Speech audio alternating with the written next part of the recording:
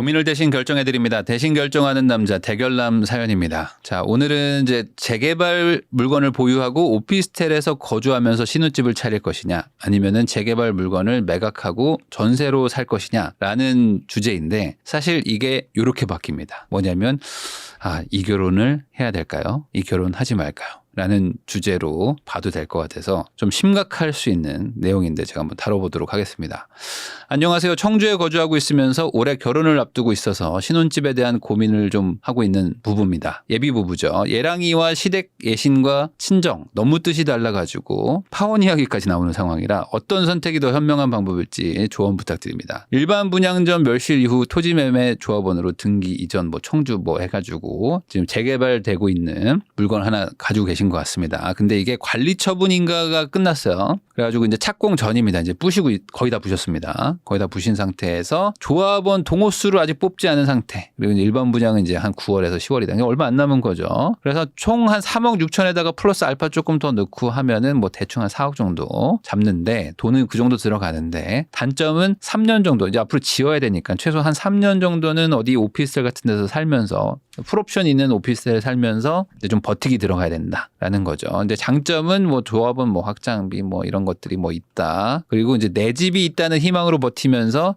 살 수 있다는 그런 장점이 있다는 거죠. 그리고 이제 3년 뒤에 이사하면은 한 4억대 정도로 집값이 상승하지 않을까. 역세권으로 발생할 가능성도 있고, 청주 원도심이라고 하는데 거기 개발 가능성도 있기 때문에 미래가 좀 짱짱하지 않나요? 라는 어떤 그런 내용을 좀 적어주셨고요. 이래저래 해가지고 하여간 돈이 한 2억 정도가 들어가는데, 이제 두 분이 이제 돈을 모아가지고 아내, 남편 되실 분들이 돈을 모아서 한 2억 정도 모아서 이거 돈을 전부 다 여기다 투자를 해야 된다고 합니다. 그러면 당장 들어가 살 집이 없잖아요. 그래서 3년 동안 원룸이나 투룸 전세를 살아야 되는데, 다행히도 친정 부모님이 그 돈을 빌려주기로 했어요. 그러니까 대출이자도 나가지 않는다. 그래서 입주 기간 3, 4년 동안 오피스텔을 살면서 알뜰히 모아가지고 중도금도 내려고 한다. 요게 이제 기본 컨셉의 투자 계획이신 거죠. 그런데 이제 예비 신부의 입장은 이겁니다. 타 지역보다는 저렴하지만 요즘 청주 아파트 분양가도 상승을 하고 있기 때문에 옵션 포함하면 한 4, 5억대 되는 거 아니겠느냐. 그러니까 청약을 해도 사실 부담스럽다. 근데 이거는 다 해가지고 이래저래 한 4억 정도, 그 정도면 해볼 만한 가격대다. 그리고 전세로 구축해서 시작할 수도 있지만 어차피 내 집 장만할 거, 신혼 때 투자 마인드로 3년 오피스텔에서 살고 새 집으로 가고 싶은데 내가 많이 바라냐 라는 그런 말씀이신 거고, 집을 위해서 오피스텔 사는 것도 나름 큰 결심한 건데 그걸 몰라주고 자꾸 벌써부터 왜 영끌해서 재개발 투자를 하냐, 집에 왜 이렇게 욕심이 많냐고만 하시니까 좀 답답합니다. 40, 50대에 집 장만하시는 분들도 있지만 20, 30대부터 내 집 장만해서 잘 사는 사람들도 많고, 제가 20살 때부터 일을 해가지고 10년을 번 돈을 넣는 것인데 좀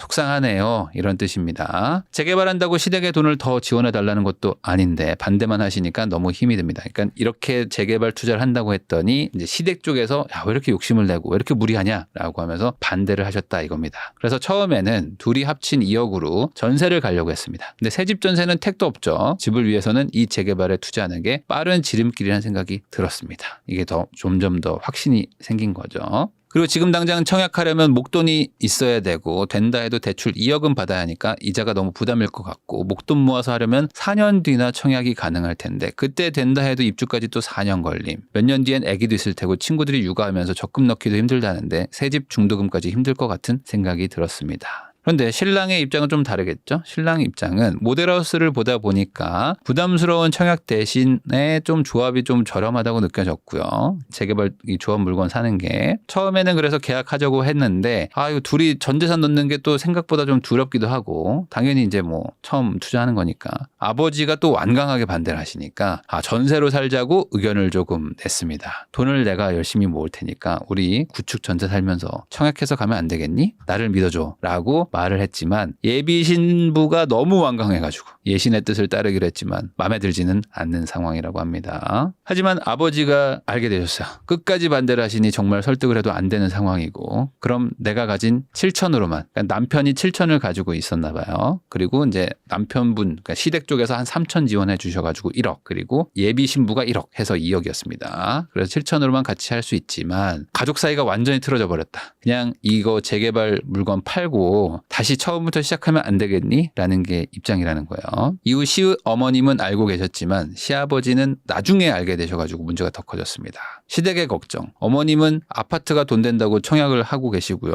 아버님은 부동산으로 절대 벌 수 없다. 내 돈을 맡길 수 없다는 마인드시고, 조합원 분양은 머리 아픈 일이 많다. 26년 입주 예정이지만 미루어지거나 미분양 날 때 추가 분담금 어떻게 할 거냐. 지금 당장 하락장인데 신혼의 새집이라니 욕심이 과하고 위험 부담이 크다. 신혼에 집중하고 너희가 가진 돈으로 천천히 시작해라. 집 없이 살아도 행복한 사람 많다. 왜 위험한 길을 리스크 떠안고 시작을 하냐. 나중에 재개발 오르면 그 프리미엄만큼 주겠다라고 하셨습니다. 계약 이후 부모님이 반대하였음에도 계약했으니 3천 지원은 없다. 너네 가진 돈으로 하고 싶으면 하고 난 이제 얼굴 안 볼 거다. 라는 또 말을 하셨고, 친정의 입장. 10년 20년이라 가지고 이 아파트 한 채 장만하고 산 건데 재개발 입주가 미뤄진다고 하더라도 이제 청약 시작해서 7, 8년 걸리는 것보다는 빠를 거다. 추가 분담금 나올 시 경제적 도움을 우리가 주겠다. 그리고 실거주시 때문에 하락하는 거 생각하면 아무것도 못한다. 15년 이상 된 재개발 진행 중인 것이고 하락장에 피저렴하게 산 거니까 나중에 뭐 나쁠 것이 없다. 천천히 시작해서 나중에 집값 떨어진다는 보장을 어떻게 하냐. 이런 조건 나쁘지 않다. 그리고 뭐 자산 합쳐가지고 2억이 있는데 대출 받는 것도 아니고 3, 4년 중도금 낼 시간도 있는데 뭐가 영끌이냐. 서로 똑같이 1억 투자하고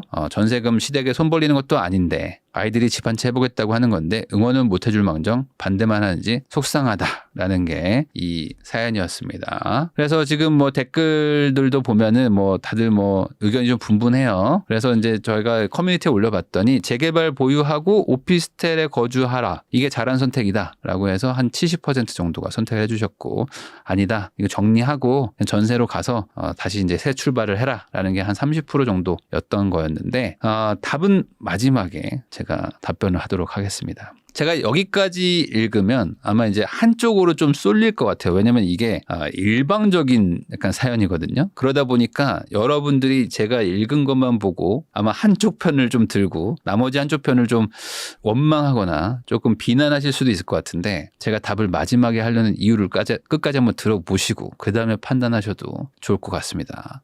자, 우선 이분들이 투자를 한 게 되게 불안하고 걱정스러워하는 게 이제 시댁의 마인드이기 때문에 이게 아주 리스크 있는 건가, 이거부터 한번 보면은 우선은 이분들이 지금 착공 전 상태이긴 하지만 여기가 지금 철거가 거의 다 끝났습니다. 철거가 다 끝났고 관리 처분까지 났고 이제 일반 분양 해가지고 이제 지으면 되는 거예요. 뭐 시공사도 있고 뭐 다 돼 있기 때문에 사실상 어떤 그 공사에서의 리스크나 이런 것들은 뭐 별로 없다고 보셔도 돼요. 물론 여기가 뭐 100% 뭐 안전하다라고 말하는 거는 세상에 100%가 어디 있겠습니까? 그렇지만 뭐 이 정도 단계까지 왔는데 뭐 시공상의 리스크라든지 어떤 뭐 입주가 뭐 아주 많이 딜레이 된다 이런 일들은 쉽게 일어나지는 않을 확률이 좀 높고요. 그러다 보니까 이제 그 시댁에서 말하는 뭐 조합원 분양은 머리 아픈 일이 많다라고 말하는 거는 이거랑은 조금 다르다. 그 전 단계들을 얘기하시는 것 같고, 26년 입주가 뭐 미루어질 수는 있겠지만 그렇다고 해서 막 엄청나게 미루어진다거나 뭐 미분양이 나가지고 뭐 추가 분담금이 막 어마어마하게 나올 만한 뭐 그럴 만한 곳은 아닐 수 있기 때문에, 물론 뭐 입주가 좀 많긴 합니다. 그래도 뭐 당장 뭐 24년 입주 뭐 이게 아니기 때문에 뭐 크게 걱정할 정도의 물건은 아니고, 그래서 걱정할 정도까지는 아니라는 거를 우선은 먼저 설명을 드리는 게 좋을 것 같아요. 그러니까 잘 모르시고 우선은 강하게 반대한 부분이 있긴 있다. 거기다가 이제 그럼 경제적으로 이분들이 지금 못 살 집이냐? 이분들이 이제 적어주신 게 실수령이 한 600이 조금 뭐 넘는 정도입니다. 실수령이 600 수준인데 3억 후반에서 뭐 4억 초반 정도라고 만약에 가정을 할 때 그 정도라면은 뭐 무리하냐? 전혀 무리인 수준은 아니고요. 물론 뭐 4억 뭐 후반, 뭐 5억 초반까지 간다 그러면 좀 힘들 수도 있는데 뭐 이게 뭐 아주 막 절대 못할 정도는 아니고, 거기다가 지금 양가 부모님들이 약간 감정이 들어갔을 수도 있지만, 야 모자라면 내가 보태줄게, 모자라면 보태줄게라는 거를 양쪽에서 말씀하실 수 있는 수준이기 때문에 전혀 뭐 이 정도는 문제되는 집들은 아니다. 거기다가 지금 이 분들이 지금 2억이 있지만 앞으로 26년까지 돈을 또 모을 거란 말이죠. 그러면 그동안 최소한 아무리 못해도 한 1억 가까이는 또 모을 수 있는 수준이기 때문에 실질적으로 거의 뭐 크게 대출 없이 들어갈 수 있어서 전혀 무리인 수준은 아니다. 거기다 이제 청주는 이제 뭐 여러 가지 개발 계획이 있겠지만 이 원도심에 있어요. 지금 이 재개발 지역이 원도심이고 사실상 뭐 아무것도 없는 동네라고 보시면 됩니다. 아주 낙후된 지역이기 때문에 원도심이니까 그대로 말 그대로 진짜 초기부터 있었던 곳이죠. 그러니까 정말 낙후된 지역이어서 반대로 재개발을 하는 곳이고 그래서 이 지역이 거의 뭐 만 세대 이상 새로 다 개발만 되면 사실상 뭐 택지지구 신도시급으로 이제 바뀌는 곳이 됩니다. 그래서 이 지역을 중심으로 뭐 여러 가지 이제 개발 계획들이 이제 둘러싸고 있기 때문에 뭐 아주 길게 봤을 때는 나쁘지 않다. 근데 이분들은 이제 막 신혼이고 아직 결혼도 안 했고 아이가 태어나는 것도 뭐 빨라야 뭐 앞으로 2, 3년 뒤일 거죠. 그러면 애가 초등학교 가는 거는 한 10년 뒤나 되는 건데 그럼 그 안에 많은 것들이 바뀔 것이란 말이죠. 그러면 뭐 이곳에 투자한다는 것을 뭐 청주 거주자인 이 사연자들을 봤을 때 뭐 크게 나쁜 건 아닌 것 같다라고 생각은 합니다. 그래서 투자로만 봤을 때 뭐 나쁜 선택은 아니다. 자. 그럼 여기까지만 얘기하면 왜 이걸 반대해? 그냥 하라고 하면 되지. 뭐야? 라고 하면서 오히려 더 그 한쪽 편을 더 들게 되실 수도 있습니다. 한쪽 편을 더 들게 되실 수도 있는데 이게 제가 섣불리 결정을 못하는 건 바로 문제는 이 투자가 문제가 아니기 때문입니다. 이게 결혼을 하신 분들 그리고 이제 이런 결혼 준비를 해보신 분들은 이제 앞으로 저의 얘기에 공감이 되실 수가 있는데 이 핵심은 이 집을 사냐 안 사냐가 문제가 아니고요. 이 행동의 문제입니다. 뭐냐? 예비 신부이신 분이 큰 실수를 했습니다. 엄청난 실수를 했는데 엄청난 실수가 뭐냐 제가 하나씩 설명 한번 해볼게요. 자, 어차피 내 집장만 할 거 신혼 때 투자 마인드로 3년 오피스텔에서 살고 집을 위해서 오피스텔 사는 것도 나름 큰 결심인데 왜 그런 걸 몰라주고 제가 20살 때부터 일을 해서 10년을 번 돈인데 라는 식으로 지금 얘기를 써주셨죠. 이게 뭐냐? 이분은 지금 뭐죠? 계속 나를 얘기하고 있죠. 계속 나를 얘기하고 있어요. 내가 했고 내 집 장만이고 내 집이고 내가 고생하고 내가 결심을 했는데라는 얘기를 계속 하시죠. 자, 그런데 이 집은 누구 집이죠? 이 집은 내 집이 아니죠. 이 집은 내 집이 아니라 우리 집이죠. 남편과 같이 살 집이고 남편의 돈도 1억이나 들어가는 집이에요. 그런데 지금 이 여자분은 아니 내가 고생하고 내가 오피스텔에서 살아주겠다는데 왜 내가 내 돈 10년 번 돈을 여기다 넣겠다는데 뭐가 문제인 건데 라고 지금 계속 얘기를 하고 있는 거예요. 그러니까 이 착각을 빨리 버리셔야 됩니다. 이것 때문에 지금 모든 문제의 시작이 생기는 거거든요. 자, 처음엔 둘이 합친 2억으로 전세를 살려고 했었어요. 자, 이게 맞죠. 둘이 합친 돈이에요. 혼자 돈이 아니에요. 남편이 땡전 한 푼 없어요. 근데 내가 2억을 모아왔어요. 그럼 내 마음대로 해도 돼. 마음대로 하셔도 됩니다. 근데 그게 아니잖아요. 남편도 7천을 가져왔고 남편이 시댁에서 또 3천을 맞춰주셨어요. 근데 아마 돈을 더 가지고 있으셔도 아마 딱 맞춰주신 게 아내분 쪽에서 1억을 또 해오신다고 하니까 1억을 맞춰주신 것 같아요. 그래서 둘이 1 플러스 1 해가지고 2로 해서 좀 차근차근 시작해봐라 라는 게 시댁의 마인드였을 수도 있어요. 반반으로 시작한 거예요. 요거를 지금 깔아놓고 시작합시다. 자, 그러면 이게 총 2억이에요. 그러면 남편도 결정권이 있는 거죠. 그리고 어찌 보면 남편 측의 결정권도 있는 거예요. 남편 측의 결정권. 그런데 여기다 대고 지금 아마 아내분은 아버지가 반대한다고 하는데 요 남편한테 이렇게 말을 했겠죠. 좀 설득 좀 해봐. 야, 이거 되게 괜찮은 거야. 설득 좀 해. 알았어. 아마 남편분이 좀 순하고 착한 스타일일 것 같아. 왠지 아버님이 세니까 아들은 좀 순하고 착하고 아내분이 좀 다시 세. 약간 보통 이러잖아요. 이게 약간 그 톱니바퀴처럼 이렇게 물려 들어갑니다. 그러니까 남편은 또 약간 순둥이야. 그러니까 아버지한테 가가지고 아버지, 저기 좀 이런 거 좀 같이 하는 게 좋지 않을까요? 무슨 소리야? 너 지금 말도 안 되는 소리 하고 있어. 안 돼. 하지 마. 저기 아빠가 안 된다는데 무슨 소리 하고 있어. 가서 좀 설득 좀 하고 와. 이거 얼마나 좋은 기회인데 뭐 아무것도 모르시고 안 돼. 빨리 이거 무조건 한다고 말씀드려. 이렇게 서로 하면서 요 남편만 지금 핑퐁 당하고 있었겠죠. 아마 그랬을 가능성이 상당히 높습니다. 그러면 아버지 반대는 누가 해결하라는 거야? 이게 안 되는 거죠. 보세요. 신랑도 처음에 부담스러운 청약 대비 이게 좋아 보였어. 그래서 처음에 계약하자고 했지만 아버지가 완강히 반대하시니까 나도 아들이고 나도 결혼을 해야 되는데 부모님이 이렇게 반대하는데 결혼할 때 이렇게 막 강하게 얘기하기가 이게 쉽지가 않습니다. 이게 쉽지가 않아요. 그런데 여기 예비 신부도 또 너무 완강해. 강대 강이 붙었어. 지금 강대 강이 붙으니까 여기 순둥이가 지금 마음이 많이 힘들었겠죠. 혹시나 이 방송을 본다면은 술 한잔 해. 고생 많았다. 그렇지만 어떻게 하겠습니까? 결혼해야 되니까 여기에 따른 거야. 예신의 뜻에 따른 겁니다. 여기서 또 2차 지금 실수가 나온 거죠. 아마 여기 요 예비 신부님이 엄청 갈구지 않았을까. 나야 아빠야 결정해. 나야 아빠야 결정하라고. 어떻게 결혼 안 해? 결혼 안 할 거면 하지 말고. 할 거야 안 할 거야. 빨리 결정하라고 해서 너무 완강하니 아빠보다 완강해서 예신의 뜻에 따랐어요. 자, 근데 잘 한번 생각해 보세요. 이게 동업이라고 생각을 해봅시다. 동업이라고. 동업이라면 사실 설득을 해야 됩니다. 설득을 하다가 안 되면 물러설 줄도 알아야 돼요. 근데 이건 물러서는 게 아니죠. 그냥 설득해 오라고. 안 되면 난 갈 길 간다. 난 갈 길 간다고 라는 거는 이거는 잘못된 행위입니다. 근데 지금 더 큰 문제가 생깁니다. 더 큰 문제가 있어요. 잘 한번 보세요. 뭐냐? 시댁에서 걱정을 해요. 이런 얘기가 나왔어요. 자, 재개발 아파트를 좀 사는 게 어떻겠냐는 게 얘기가 나온 거예요. 그래서 남편한테 얘기를 하라고 그랬어. 집에 가서. 그랬더니 남편이 이제 아들이 온 거죠. 아빠, 우리 이거 좀 사자는데? 야, 너 왜 그러냐? 너 그런 거 하지 마. 위험해. 너 왜 그래? 그런 거 하지 마. 리스크 떠안고 왜 그렇게 시작해? 그냥 천천히 해. 근데 반대를 했어요. 여러분들 잘 보세요. 반대했는데 계약 이후. 부모가 반대하였음에도 계약했으니. 여러분 이게 무슨 말인지 아시겠어요? 전 이거 처음에 딱 보고 사연을 잘못 읽은 줄 알았습니다.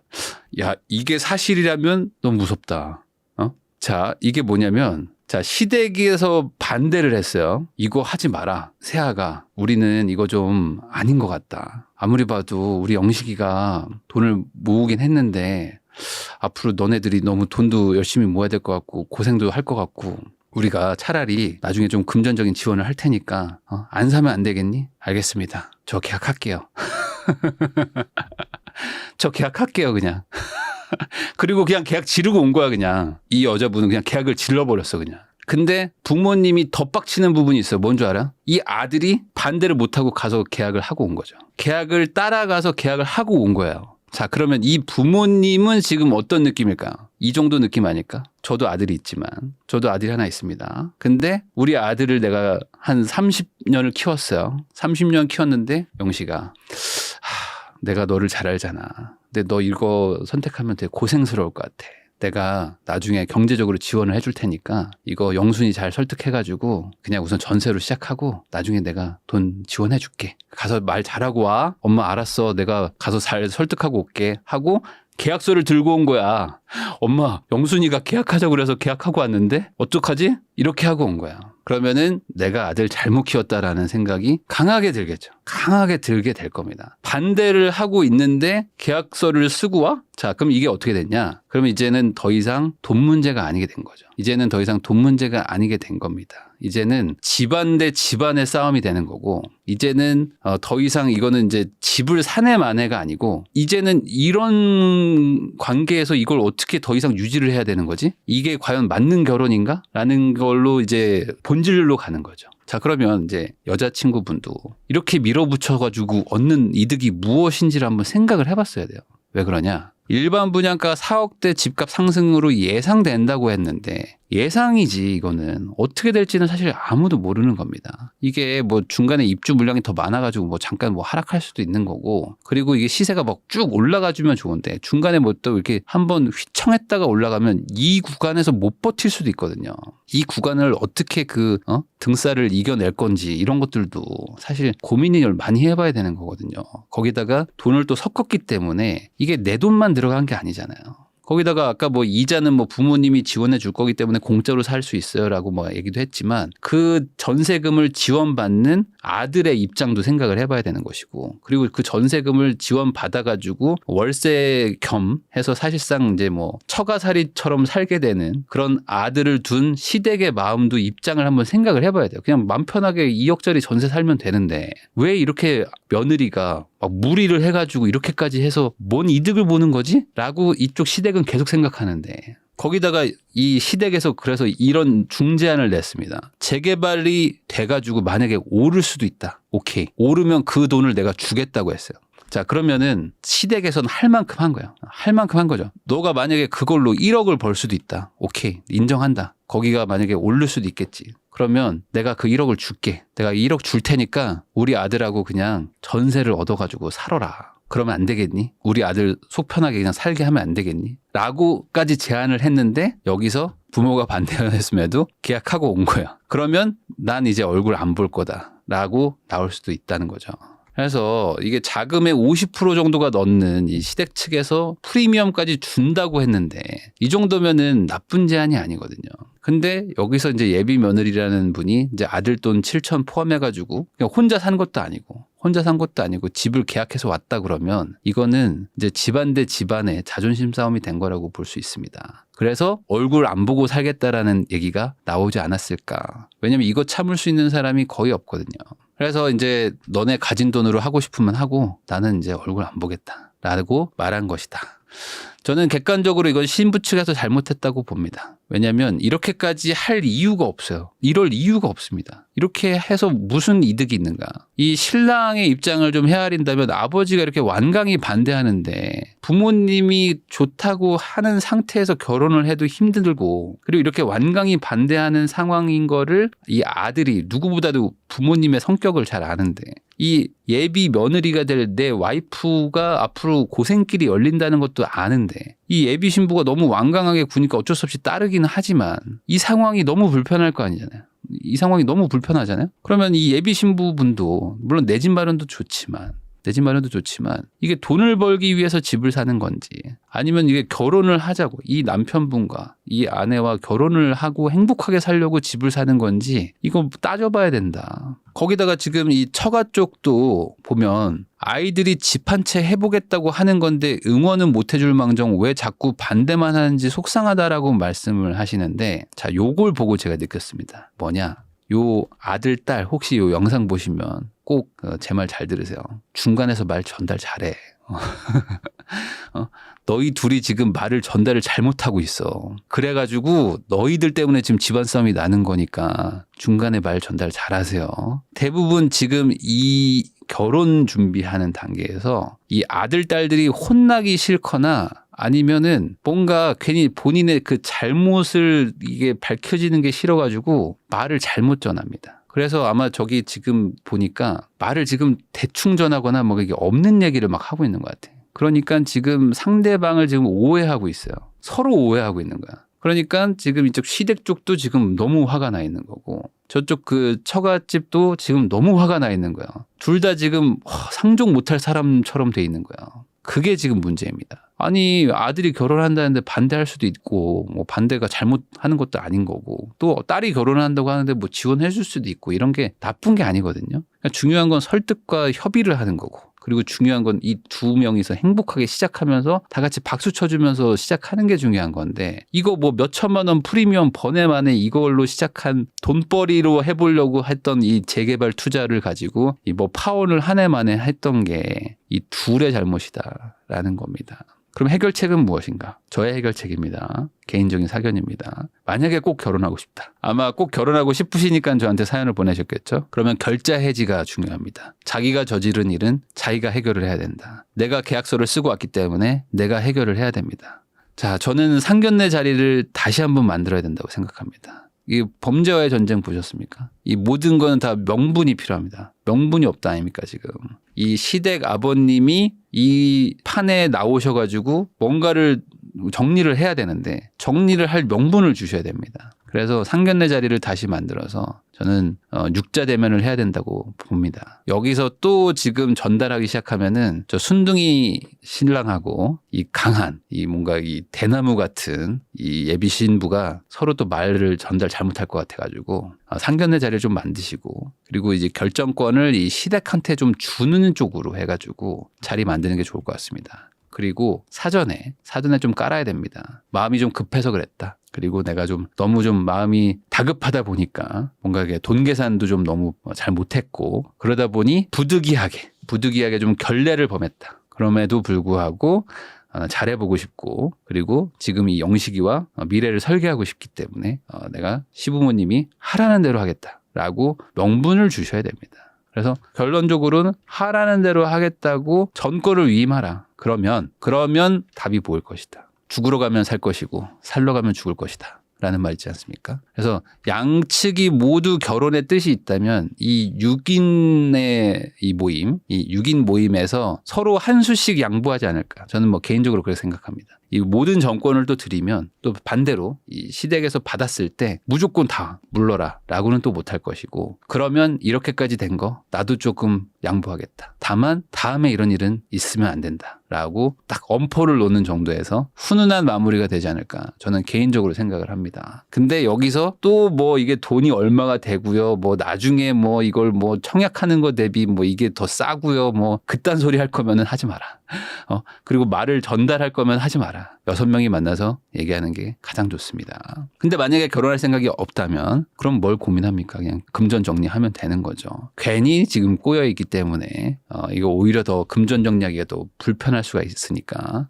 그래서 저는 개인적으로 좀 결혼 전에 돈 모아가지고 뭐 공동 투자하고 뭐 이런 거를 하지 않는 거를 추천합니다. 그래서 항상 뭐 여자친구랑 남자친구랑 뭐 돈 모아가지고 미리 집 사고 이런 거 하지 마시고 최소한 결혼식을 하거나 혼인신고 한 다음에 하시는 걸 추천드려요. 그 사이에 별의별 일들이 다 생긴다. 그리고 이제 예비 신부도 그렇고 신랑도 그렇고 다음부터는 이렇게 독단적인 행동을 하지 않는 게 좋습니다. 이 결혼이라는 거 쉽지 않다. 그리고 앞으로도 산 넘어 산일 것이다. 드레스 고르다가 파혼하는 경우도 많고 신혼여행지 고르다가 파혼하는 경우도 많기 때문에 앞으로 산 넘어 산이니까 이번에 잘 해결하시고 앞으로 있을 것들도 잘 해결하셔가지고 쉽지 않지만 꼭 끝까지 고른 지점까지 가셔가지고 행복한 신혼여행 다녀오시길 바라겠습니다. 앞으로 좀 굽히면서 살자.